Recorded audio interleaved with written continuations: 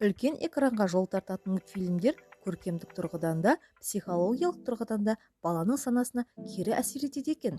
Психологтардың мәлімдеуінше, қарапайым ғана мультфильмдер баланың дамуын тежеп, бір нәрсеге тәуелді етіп қояды. Ал ең сорақысы, кейбір мультфильмдер баланың бойында психологиялық ауытқудың алғашқы белгілерін қалыптастырады екен.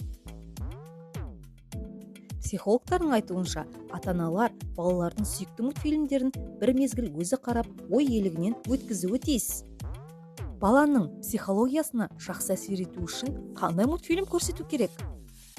Бірінші ереже, мультфильм таңдау барысында кейіпкерлердің іс-қимылы мен мимикасы үйлесімді болу керек және туынды қандай да бір оқиғаны арқау етуі тиіс. Екінші, туындының сюжеті бала үшін аса маңызды образдар мен оқиғаларға толы болған дұрыс. Мәселен, 5 жасар балаға махаббат хикаясын немесе бұзықтық жасайтын, зорлық-зомбылыққа шақыратын туындыны көрсетпеген жөн. Үшінші, мультфильм баланың әлемге, өмірге көзқарасына әсер етпеуі керек. Олай болса, келесі айдарымызда балаңызбен бірге көруге болатын мультфильмдер тізімін ұсынамыз.